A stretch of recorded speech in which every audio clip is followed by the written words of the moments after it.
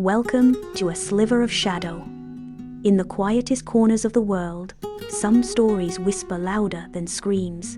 This is one of them. A village was dying. Hunger crept through every door. One by one, hope began to disappear until it felt like nothing was left. Everyone waited for a miracle, but one boy didn't wait. He did something so strange, so unbelievable, that even the elders laughed at him. He planted rocks, and what happened next would change everything. Without further ado, let's begin. The village was quiet. Not peaceful quiet, like something had already died. Crops had stopped growing 2 seasons ago. Rain hadn't touched the soil in months. The land cracked like old glass, and the rivers that once sang through the valley now whispered nothing but dust. Children no longer played. They sat still, watching the horizon with hollow eyes. Mothers skipped meals. Fathers stopped speaking. Even the wind seemed tired. But somewhere beyond the edge of the village, where the weeds still dared to grow, there was a boy. His name was Yuto. He was 12. Quiet, observant. He didn't talk much, but his eyes were full of questions. Unlike the others, he hadn't stopped walking. Every day, he wandered beyond the dead fields, looking, searching, not for food, not for miracles, just something. His mother, Hannah, used to whisper bedtime stories about seeds that bloomed in darkness. Yuto remembered, and in the silence of hunger, when everyone else waited for food to arrive, Yuto returned to the edge of the village, carrying a basket full of rocks. Not seeds, not tools, just stones, smooth, grey, and lifeless, gathered from the dry riverbed where fish once swam. He knelt down and began pressing them into the earth, gently, carefully, as if each one were fragile. A passerby stopped and stared. "Is he planting rocks?" Word spread quickly. By midday, half the village had wandered over to watch the strange boy bury stones in rows. "That child's gone mad," said an elder. "Stones don't grow food," another scoffed. Yuto didn't respond. He returned the next day, and the day after. With his small hands, he brushed away the dust. He poured water from a cracked clay jar. He whispered to the stones. "You're not food," he told them, "but maybe you'll remind the soil how to be alive again." On the 7th day, a man kicked over one of the stones. "You waste water," he spat. But Yuto kept going. Why? Not because he believed the rocks would grow, but because no one else was doing anything. Because if the world had given up on his village, someone had to show it hadn't given up on itself. In a land where hunger had killed dreams, Yuto was planting reminders. Reminders that effort still mattered, that life could still be honored, even in failure. And then something unexpected began to happen. Not a miracle, not a sudden rainfall or sprouting leaves, but people started watching. Not with laughter anymore, but with curiosity. Children, once too tired to move, now sat by the edge of the field, silently observing. An old woman brought Yuto a worn-out straw hat. "For the sun," she said, without smiling. One evening, after another day of planting stones, Yuto found a small pile of pebbles neatly placed beside his usual spot. No name, no note, just stones offered in quiet support. A few days later, a man dropped off a cracked jug of water.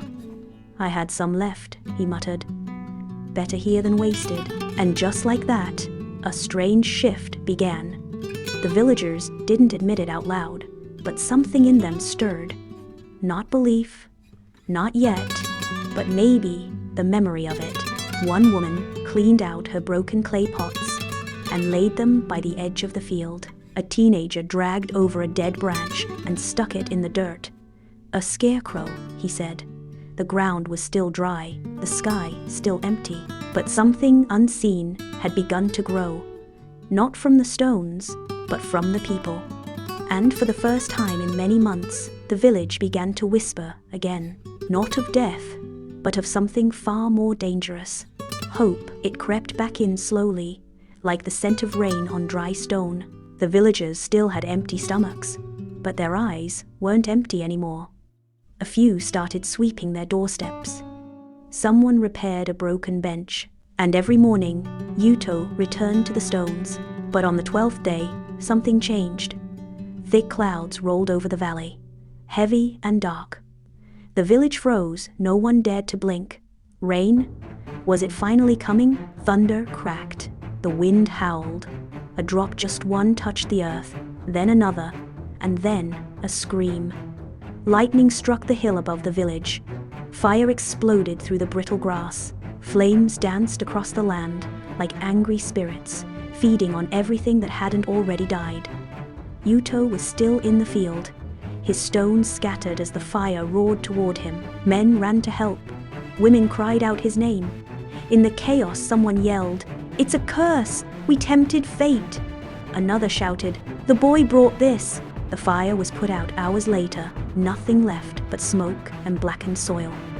The stone field was gone. Yuto survived, but not the hope he had planted. That night, no one came near him, no one spoke. And as Yuto sat alone by the ashes of what once gave the village purpose, he began to wonder if they had been right all along.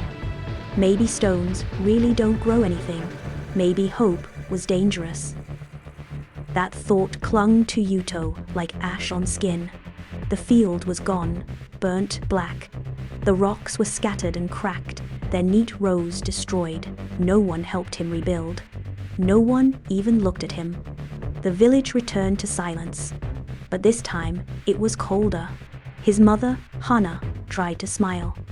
"You did something brave," she said. Yuto shook his head. "I made them believe in something that wasn't real." Rumors spread. The fire came after the stones. He disturbed the earth. This hunger is punishment. Yuto stopped going to the edge of the village. He stayed home, quiet. The children who once watched him turned away. The old woman never came back. One evening, he walked past a group of men talking near the well. As he passed, they stopped speaking. One of them muttered, "Foolish boy." Another added, "Better if he hadn't survived." Yuto didn't cry. Not then, not where they could see. That night, he dug into the cold earth beside their small hut. Not to plant anything, just to bury the last stone in his pocket. A round, smooth one, his favorite. As he covered it with dirt, he whispered, "Sleep now. I'm sorry I asked too much of you." And just as he turned to leave, a voice cut through the darkness. A voice he didn't expect. "Why did you stop?" The voice was soft, unsure. Yuto turned around. Standing just a few steps behind him was a girl maybe a year older, with braided hair and a nervous grip on a clay jug. "I've seen you," she said, "every morning, with the rocks." Yuto looked away. It didn't work. She stepped closer. "It made me believe for a little while." He frowned. "Believe in what?" She hesitated, then whispered, "That maybe we weren't all just waiting to die." Her name was May. She had lost her father to illness the year before and her older brother to a failed journey to find food. But she had kept walking, carrying water, helping her mother, quietly surviving. Now, she offered Yuto her jug. "For the soil," she said, "even if it's just ashes now." Yuto hesitated. No one had spoken to him like this since the fire. "Why are you helping me?"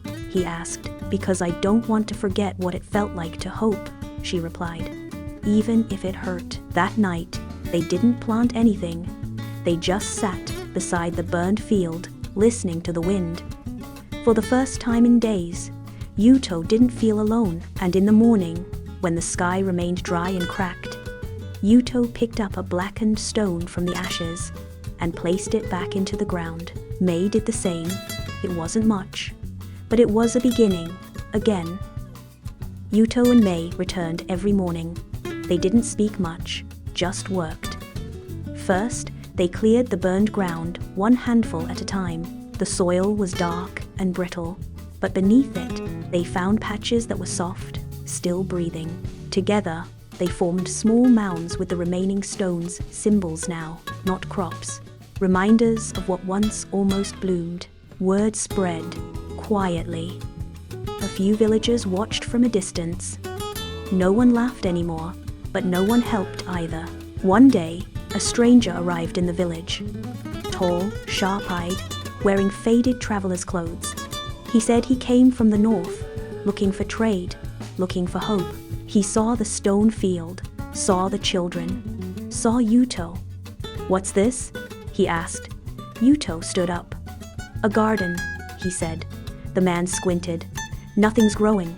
"Not yet," the man chuckled once. "You're planting belief, dangerous crop." Then he left.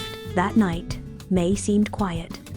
"Do you think we're foolish?" she asked. Yuto looked at his hands cracked, blistered, black with soot. "If we are," he whispered, "then let us be the last fools standing." But even as he said it, doubt gnawed at his chest. The earth was changing, yes, but the people still feared what they didn't understand. And something told him they wouldn't stay silent much longer. It's change they fear. And fear, Yuto learned, has a voice. The next morning, he and May returned to the sprout. But it was gone. Uprooted, trampled. Someone had destroyed it in the night. May fell to her knees. Yuto stood silent, fists trembling. Villagers began to gather. Whispers turned to murmurs, murmurs into accusations. That boy brought fire. Now he brings weeds. He's playing with nature. He'll curse us all, a man pointed. You two should leave, go ruin some other land. Yuto could feel May's hand tighten around his. He looked at her, eyes red, face pale, heartbreaking. They could run, they could give up. But instead, Yuto took one slow step forward. "You think this was about crops," he said. "This was about remembering we are alive." The crowd went silent. If planting stones made you believe even for a moment that tomorrow could be better, then maybe that was enough. If we walk away now, we're just waiting for hunger to kill our bodies, after fear already killed our spirits. He knelt and pressed his hand to the soil. "We're staying." He looked up, eyes burning. "And you can help us, or leave us alone." For the first time, no one spoke. Not out of hate, but out of doubt. Doubt that maybe he was right. Not like lightning, but like a slow wind through a broken wall. The villagers said nothing, but Yuto noticed it, the way they hesitated before walking past him, how their eyes no longer held only scorn. That week, no stones were taken, no sprouts crushed. Then, one evening, a boy came. He placed a pebble near Yuto's plot and ran off. The next day, a woman dropped a handful of rice husks into the soil. No words, just a quiet nod. A rhythm began. One by one, some offered stones, others gave compost, seeds, even broken clay jars, anything to add to the ground. Yuto and May worked from sunrise to dusk, rebuilding the garden as it had never been before. Then something Yuto had almost stopped hoping for happened. Rain. Not a storm, not destruction, just a slow, honest rain that kissed the earth. It soaked their hands, their faces, their stones, and when it stopped, the air smelled like something they hadn't felt in years. Growth. From the soil, the first true leaf poked out larger, greener, fuller than the last. Yuto didn't speak. He only looked at May, and she looked back. In silence, they both smiled, because no one could burn what had already taken root inside them. The leaf grew taller overnight. By morning, it wasn't alone. 3 more had broken through the soil, then 5, then 10.